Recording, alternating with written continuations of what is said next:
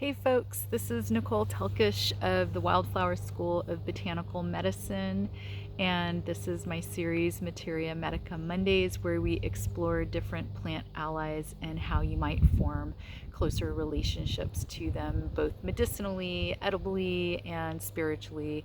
So today's superstar is Calendula officinalis. It's in the bed behind me and behind my ears. So it is a very well-known and loved potent medicinal ally that's been used throughout many cultures over centuries for many different reasons. So I'm going to kind of look at just a few of them today. And its common name is also known as pot marigold, but it's really most often referred to as calendula by its Latin name.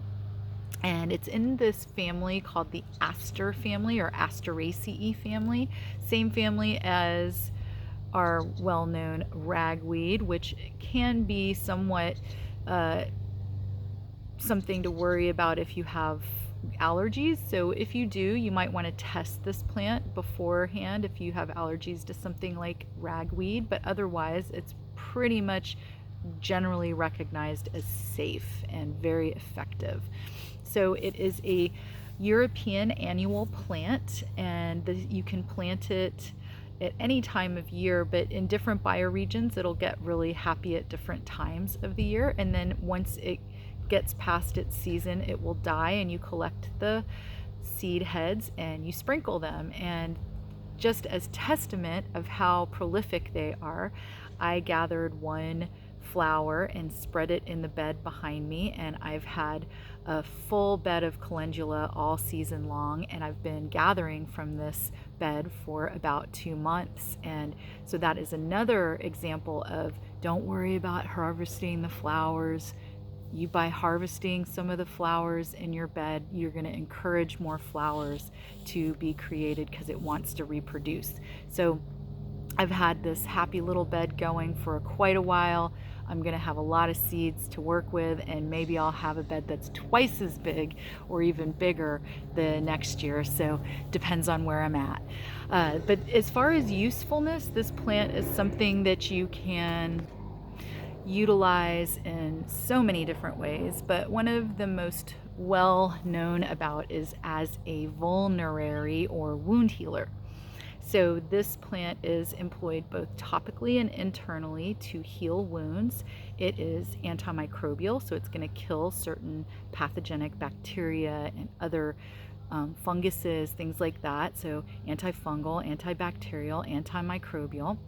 And it's also going to make it so that the skin that comes back together more strongly and with less likelihood of scar tissue. So really great for any kind of injuries to our tissues.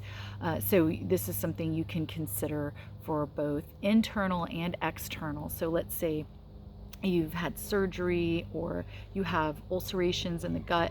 This is something you can use both externally if you had inflammation or a wound on your hand, and internally for inflammation and ulcerations in the digestive system, or just in general if you're healing from some sort of wound. So I believe if you drink it internally so it gets to you systemically and put it on topically to whatever wound, you're going to have it heal up more quickly and more efficiently. And as far as other uses and virtues, it is known to be a bitter and slightly warming in its essence, but then it cools down the body through its bitter approach, or bitter action, I should say, not approach. But it also is polypharmacy, so this is complex. This means that it's not just going to have one thing that it does. It's going to be bitter, it's going to be antimicrobial, it's going to be wound healing, and it's going to slightly warm the spirit but cool off the body. So it does also have both an astringent and an emollient effect. So it can slightly moisten through its unctuousness, and it can also help the tissue to come together better after, say, a wound. So that's the astringency in it. So lots of things going on. So complex, but it just seems so cute and simple, right? But what I enjoy doing with it is making oil. So if you have this growing in your garden, what you can do is harvest the flowers, let them dry out, infuse them in oil. And there's lots of videos online on how to do herbal infusions. But this oil can be used topically for wounds and other skin inflammation. And it can also be utilized as a tea or fresh on salads for its immunomodulatory effects, and to help prevent infection. So it's something that can be taken longer term in small doses as well. So you'll find that even if you have digestive upset, like maybe gas or bloating, this is going to help to move that through the system so that you have better excretion. That's why it's known to be a good alternative and bitter. So I like to put it into teas for wound healing internally for the gut, along with other herbs. So this is something that you'll find that is oftentimes overlooked that way. A lot of times you'll hear about it as a wound healer, but it's also got this great action in the gut.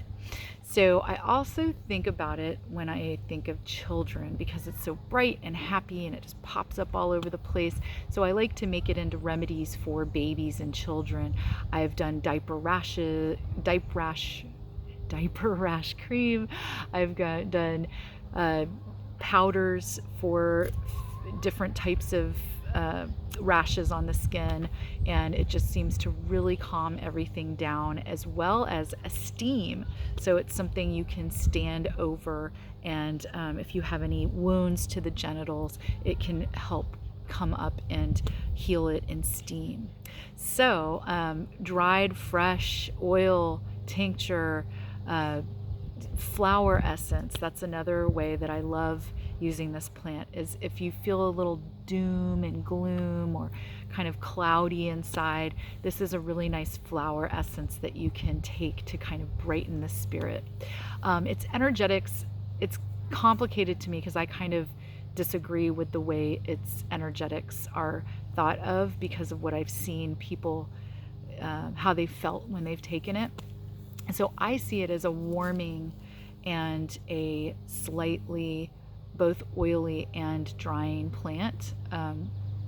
So complicated, but I also see it secondarily as cooling to the body. So I can see that there's many ways to look at it. And I also like to think about how to keep the sun with us in different forms. So be creative, have fun with it, and know that it will grow for you in the winter in the deep south, and you can use this as something that is an ally through the winter if you're in a bioregion that doesn't get too cold. But have fun with it. Have a great week, no matter when you're listening to this. And for more information, you can go to wildflowerherbschool.com, or you can get a hold of me through the comments and ask anything. I'm here for you. Have a great week.